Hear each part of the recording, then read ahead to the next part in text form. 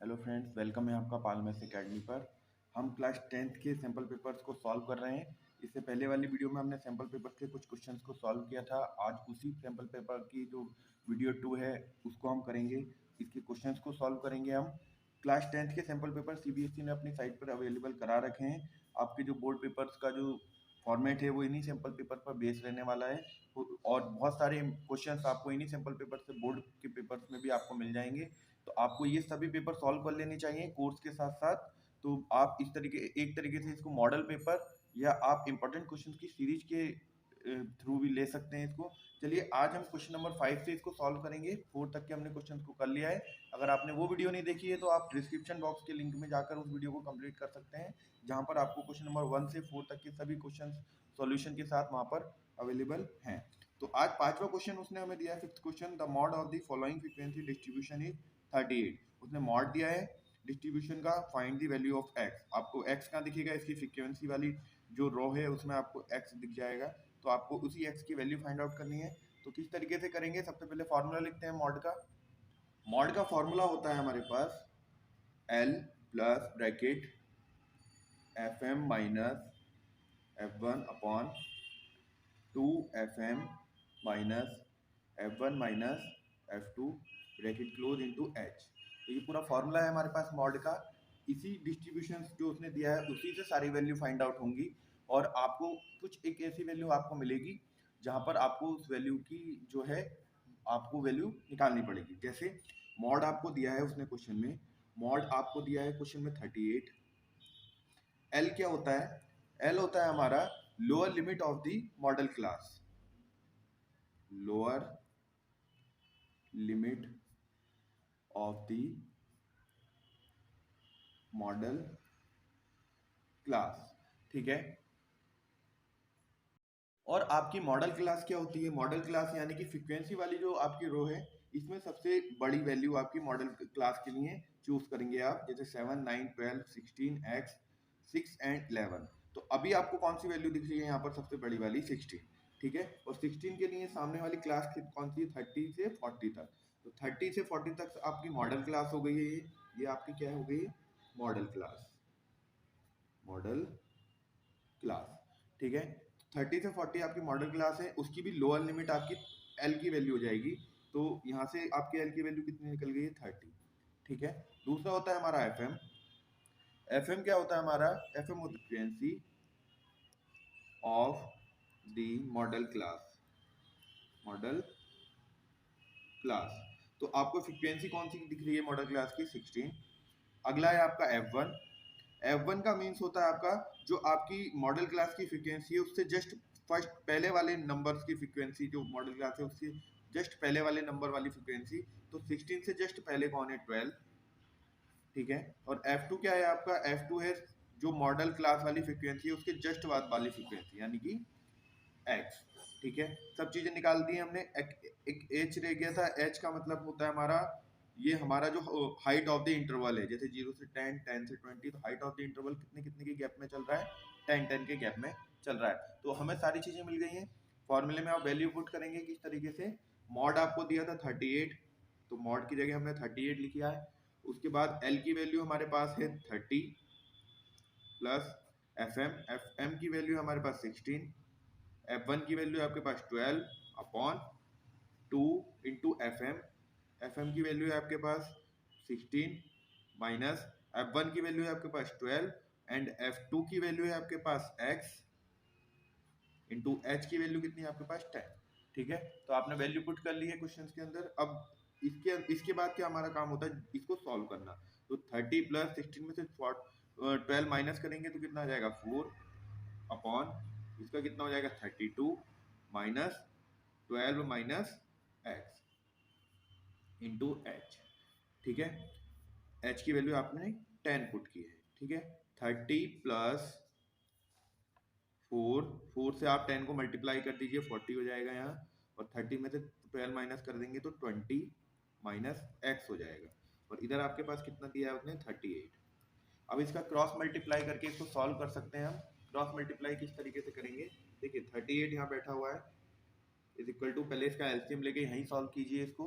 आपके पास एलसीएम लेके जब आप करेंगे तो इसका कितना आएगा, 30 20 माइनस एक्स प्लस 40 और पूरे के अपॉन में कितना आ जाएगा 20 माइनस एक्स।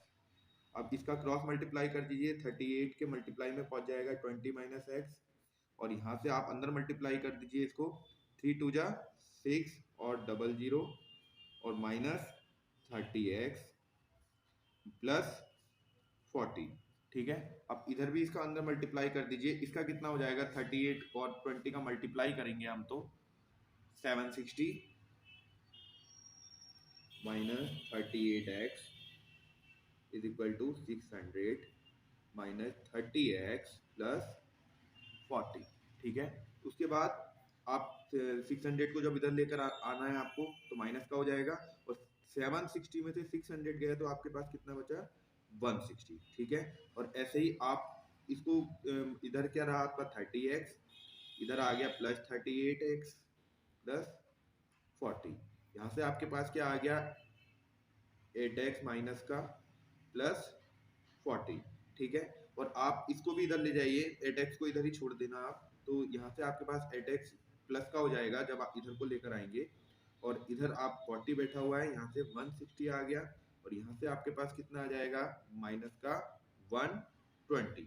ठीक है, 120 और x को आप जब सॉल्व करेंगे तो किस तरीके से आ जाएगा आपकी x की वैल्यू माइनस 120 अपॉन 8 और 8 से ये कितनी बार कट जाएगा 8 वन जा 8, 8 वन जा 8, 8 5 जा 40। तो x की वैल्यू कितनी आ गई माइनस की 15 आपकी x की वैल्यू आ गई है। वैल्यू आपकी x की आ गई है तो हमारा ये क्वेश्चन कंप्लीट हो जाता है यहाँ पर। नेक्स्ट क्वेश्चन देखेंगे हम। नेक्स्ट क्वेश्चन उसने हमें बोला है कि xy and mn are the tangent drawn and the end point of the diameter. Tangents है हमारे पास, उसको end point of the diameter पर क्या करा है हमने ड्रॉ किया है। D of the circle with the centre O prove that xy parallel है mn के। xy जो है आपकी mn के पैरेलल है और mn और xy जो है आपकी क्या है ओ से हमने डी पर क्या है परपेंडिकुलर ड्रॉ किया है, टेंजेंट आपने बनाई है और उसके बाद आपको ये प्रूफ करना है कि एक्स वाई और एम एन क्या है पैरेलल हैं। किस तरीके से करेंगे इस क्वेश्चन को, इसके लिए हमारे पास एक थ्योरम होती है। थ्योरम क्या है हमारे पास, if we draw that line through the centre to the tangent then that is the perpendicular. वो क्या थ्योरम क्या होती है हमारे पास कि हमारे पास कोई भी टेंजेंट है सर्किल को जो टच करते कर रही है, टच करते हुए जा रही है, तो इस पर हम कोई भी सेंटर से एक लाइन ड्रॉ करेंगे तो वो लाइन जो है इस टेंजेंट की क्या होगी परपेंडिकुलर होगी।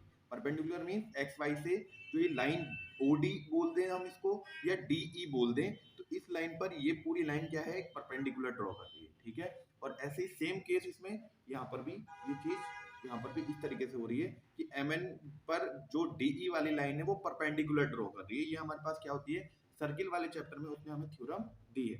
तो हम इसको इस तरीके से करेंगे कि angle X D E is equal to 90 degree.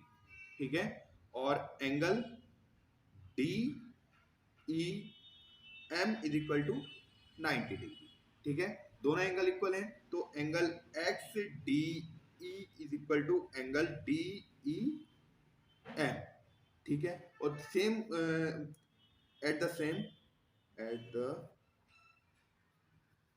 Same ये वाले दोनों एंगल भी क्या हो जाएंगे इक्वल हो जाएंगे। कौन से, angle Y D E is equal to angle N E O. ठीक है, जब ये दोनों एंगल इक्वल हैं, दोनों 90 के हो रहे हैं, तो हम क्या बोल सकते हैं कि भाई एक्स वाई और एम एन क्या है पैरेलल है, क्योंकि जब दोनों 90 के हमारे डिस्टेंस पे चलेंगी तो कभी भी आपस में मीट नहीं करेंगी। ठीक है, so X Y parallel to M N, ये हमारा प्रूफ हो गया। नेक्स्ट क्वेश्चन उसने हमें दिया है कि in the given figure a circle next question उसने हमें बोला है कि in the given figure a circle inscribed in the quadrilateral ABCD given AB 6 centimetre, BC 7 centimetre, CD 4 centimetre, तो हमें फाइंड आउट करना है AD को। ठीक है, तो हमने क्या करा एक सर्किल अपने सॉल्यूशन के लिए ड्रॉ किया हुआ है पहले से ही। ठीक है, अब हमें उसने जो जो साइड्स दी हैं उसको पहले लिख लेते हैं। उसने हमें AB की वैल्यू दी है, AB इज इक्वल टू 6 है, 6 सेंटीमीटर है। अच्छा, उसके बाद उसने बोला है हमें बीसी, बीसी की वैल्यू उसने दे रखी है हमें 7 सेंटीमीटर, 7 सेंटीमीटर, ठीक है। और डीसी की वैल्यू यानी सीडी की वैल्यू उसने 4 सेंटीमीटर दी है मुझे, और हमें फाइंड आउट करनी है एडी की वैल्यू, ठीक है। तो इस तरीके से क्वेश्चंस को करने के लिए आपको इसकी बेसिक्स को थ्योरम का पता होना चाहिए। बेसिक थ्योरम हमारे पास होती है कि बाहर वाले किसी भी पॉइंट से, एक्सटर्नल पॉइंट से हम कोई भी टेंजेंट ड्रॉ करें सर्किल पर, तो दो अगर टेंजेंट ड्रॉ कर रहे हैं तो उनकी जो डिस्टेंस होती है वो इक्वल होती है। मींस अगर मैं कोई सर्किल है, अगर मैं किसी भी एक्सटर्नल पॉइंट से इस पे कोई भी टेंजेंट एक और इधर और एक इधर ड्रॉ करता हूँ, और ये अगर ओ है, ये अगर ए और बी मान लूँ इसको, तो हमारे पास थ्योरम क्या होती है कि A O is equal to B O होगा, ठीक है। तो ये हमारी इस थ्योरम का हम यूज करेंगे इसको निकालने के लिए। सबसे पहले हम इसके जो टचिंग पॉइंट्स हैं, जो टेंजेंट जहाँ पर सर्किल को टच कर रही है, उसको हम नाम दे देते हैं, इसको P Q R and S, ठीक है। और अब इसकी लिख लेते हैं detail. Given that, given that A B is equal to 6 centimetre, B C is equal to 7 centimetre, D C is equal to 4 centimetre, और फाइंड आउट करना है एडी को, टू फाइंड, ठीक है। हमने इसकी डिटेल लिख दी है। अब इसका कंस्ट्रक्शन देख लेते हैं।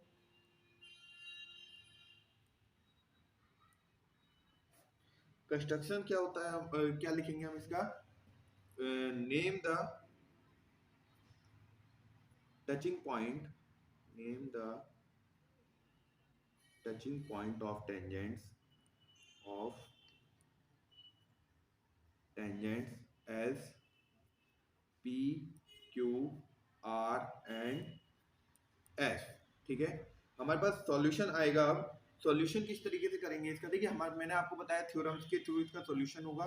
तो हम इसमें पहले लिख लेते हैं, फिर हम बोलेंगे कि हम इसको किस तरीके से बोल रहे हैं, सॉल्यूशन के थ्रू बोल रहे हैं। तो हम इसको किस तरीके से बोलेंगे, A P is equal to A S, A P और ए एस इक्वल होंगे। दूसरा हमारा होगा P B is equal to B Q, same तरीके से पी पी बी और is equal to B Q. And हमारा तीसरा होगा C R is equal to C Q, and fourth हमारा होगा D R is equal to D S, ठीक है। तो हमने ये किस तरीके से किया है, थ्योरम से,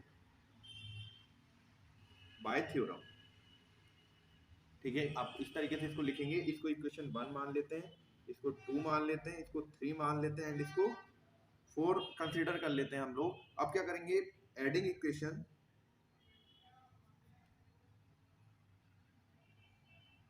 1 2 3 एंड 4, सभी इक्वेशंस को आप ऐड कर लीजिए।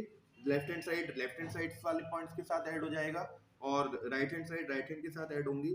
तो A P plus P B plus C R plus D R, ठीक है। और इधर हमारा A S plus B Q plus C Q plus D S. अब देखते हैं ये कुछ आपस में ऐड तो नहीं हो रहे हैं। तो अब ऐड कर देखने के लिए सबसे पहले देखिए एपी और पीबी, एपी और पीबी मिलकर आपकी एबी बना देगा, ठीक है। और सी आर और डी आर, सी आर और डी आर मिलकर आपका डीसी बना देगा, ठीक है। ए एस और बी क्यू, ए एस और बी क्यू कुछ नहीं बना रहा, लेकिन इसमें कुछ और भी हो सकता है। ए एस और सी क्यू, ए एस और सी क्यू भी नहीं मिल रहे हैं, ए एस और सी क्यू भी नहीं मिल रहे हैं। अच्छा, ए एस और डी एस, ए एस और डी एस मिल जा रहे हैं। आपका ए एस और डी एस ये और ये मिलकर आपका क्या बना दे रहे हैं, ए डी, ठीक है। और बी क्यू और सी क्यू, बी क्यू और सी क्यू मिलकर आपका क्या बना दे रहे हैं, B C.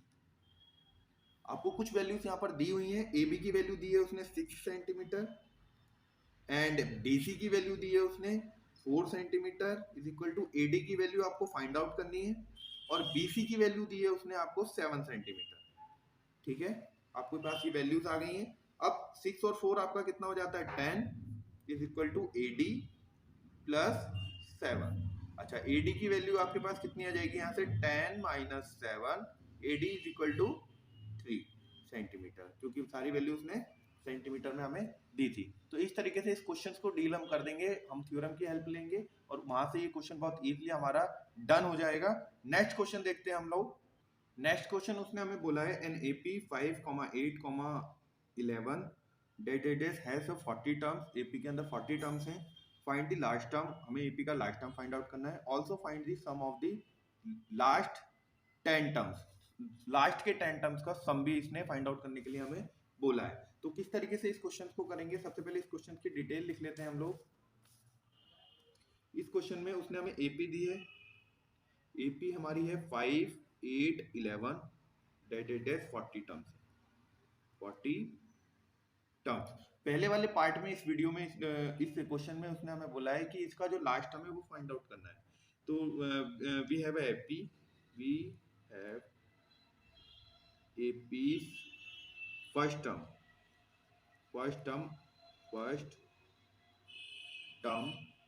a1 is equal to 5, ठीक है। Common difference d, common difference d is equal to a2 minus a1 करेंगे तो कितना जाएगा 3, ठीक है। और इसने हमें क्या बोला है, लास्ट टर्म बोला है। तो nth टर्म ऑफ AP लिख देते हैं सबसे पहले। nth टर्म ऑफ AP क्या होता है हमारा, an is equal to a1 plus n minus 1 into d. तो an ही हमारा लास्ट टर्म होता है। तो an हमारा लास्ट टर्म है, तो हमें an को निकालना है। a1 इसने हमें दिया है 5 प्लस n यानी कि 40 टर्म्स उसने बोल रखे हैं, 40 है भाई, एक यहाँ पर माइनस और d इंटू में मतलब 3। तो 5 प्लस यहाँ से कितना आ जाएगा 39 इंटू 3, ठीक है, is equal to 5 an 5 plus इसको मल्टीप्लाई कर दीजिए। 3 9 जा 27 का 7 कैरी 2, 3 3 जा 9 और 1 9 और 2 11, और यहां से आपके पास कितना जाएगा 122 इसका लास्ट टर्म हो गया। अब वो कह रहा है the sum of 10 last term. तो भाई यहाँ पर देखिए आपको 40 टर्म्स दिए थे, तो आपको लास्ट 10 टर्म्स के सम करने हैं, यानी कि आपको 31 से लेकर A40 तक के टर्म्स को ऐड करना है। तो आपको सबसे पहले for the last 10 term, for the last 10 terms आपको लास्ट के 10 टर्म्स ऐड करने हैं और 40 टर्म्स उस एपी के अंदर हैं। तो आपको A31 से लेकर A40 तक के टर्म्स को सबको क्या कर देना है, ऐड कर देना है। उसके लिए आपको A31 चाहिए, क्योंकि आपको रखना पड़ेगा, क्योंकि उस कंडीशन में आपका A31 आपका फर्स्ट टर्म हो जाएगा, क्योंकि आपको A31 से ही ऐड करना स्टार्ट करना है। तो A31 लिख देते हैं सबसे पहले। A31 किस तरीके से निकालते हैं, A प्लस 30D। तो A1 आपको पता है 5 है, प्लस 30 इंटू डी की वैल्यू कितनी है हमारे पास 3। तो 5 प्लस 3 3 जा 9, और यहां से आपके पास कितना आ जाएगा 95, ठीक है। तो आपके पास A31 आ चुका है। आपके the sum of last 10 term, the sum of last 10 term, sum of n terms का फॉर्मूला होता है हमारे पास Sn is equal to n upon 2 bracket A1 plus L, और इसी को हम फॉर्मूले को 2A1 plus n minus 1 into d भी लिख सकते हैं जब हमारे पास लास्ट टर्म नहीं है। तो इस कंडीशन में हमने लास्ट टर्म निकाल रखा है, तो हमने इस फॉर्मूले को इस फॉर्मेट के थ्रू यूज कर लिया है। तो यहाँ से हमारा S10 निकालना है हमें, यानी कि 10 अपॉन 2। A1 आपका फर्स्ट वाला टर्म अब ये हो जाएगा, क्योंकि आपने यहाँ से ऐड करना स्टार्ट करना है। तो 95 प्लस L की वैल्यू आपने ऊपर निकाली है 122, ठीक है। यहाँ से आ गया 5 इंटू 122 में 95 आप ऐड कर लेंगे। 122 में आप जब 95 ऐड करेंगे तो आपके पास 5 2 7 और 9 और 2 11 का 1 कैरी 1, और ये कितना आ जाएगा 2 1 7। और यहाँ से आप इसको मल्टीप्लाई करेंगे तो 5 7 जा 35 कैरी 3, 5 1 जा 5 3 8, 5 2 जा 10। तो आपके पास लास्ट 10 टर्म्स को अब ऐड कर रहे हैं, तो आपके पास कितना आ जा रहा है आंसर 1085। आप जब इस तरीके से इसको सॉल्व करेंगे तो आपको मिल जाएगा। आज इस वीडियो में हम इतने ही क्वेश्चंस को करेंगे। नेक्स्ट वीडियो में इस पेपर को हम कंप्लीट करने वाले हैं। आपको वीडियो कैसी लगी कमेंट सेक्शन में आप जरूर बताइएगा। चैनल को सब्सक्राइब आपने नहीं किया है तो चैनल को सब्सक्राइब कर लीजिए, क्योंकि 10th क्लास के साइंस और मैथ्स के सभी सैंपल पेपर्स के सॉल्यूशंस यहाँ पर आने वाले हैं। वीडियो के साथ ऐड होने के लिए, जुड़ने के लिए धन्यवाद।